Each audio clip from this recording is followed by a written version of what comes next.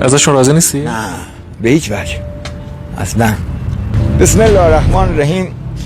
من متولد 1343 زمان جلو پدرمون پامون دراز نمی‌کردیم، بی احترامی نمی‌کردیم، سیگار نمی‌کشیدیم، اما بچه‌های امروز بخصوص بچه من خیلی بی احترامی میکنه که اصلا توقع نداشتم، چون اون زمان که جوان بودم هر چی تونستم در توانم بود براش گذاشتم، کار کردم.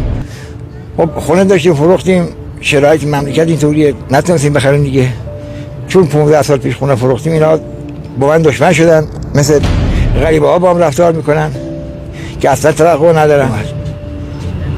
نمیدونم والا بچه های امروز چه طوریه، ولی حرمت پدر اصلا نگفتنیه. حتی مادر پدر حرمتش خیلی بیشتر از مادره.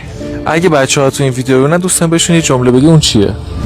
سر بیام عاقل بشن. حالا شاید زمانی جون بگیرن ولی بعدش افت میکنن، به هر قدرتی که بیفته افت میکنن، زمین میخورن. ازشون راضی نیستی؟ نه به هیچ وجه اصلا. نه خیلی بی احترامی کردن. روزتون مبارک. سایز پاتون چنده؟ 42. آقا کجا؟ بازار وکیل، روبروی حمام وکیل. خدمت شما. عالی. مبارکتون باشه. ازشون راضی نیستی؟ نه به هیچ وجه اصلا. بسم الله الرحمن الرحیم. من متولد 1343 زمان جلو پدرمون پامون دراز نمی‌کردیم، بی احترامی نمی‌کردیم، سیگار نمی‌کشیدیم، اما بچه‌های امروز بخصوص بچه من خیلی بی احترامی میکنه که اصلا توقع نداشتم، چون اون زمان که جوان بودم هر چی تونستم در توانم بود براش گذاشتم، کار کردم.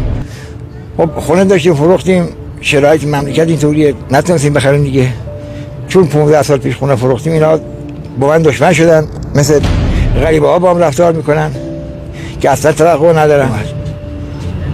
نمیدونم والا بچه های امروز چه طوریه، ولی حرمت پدر اصلا نگفتنیه. حتی مادر پدر حرمتش خیلی بیشتر از مادره.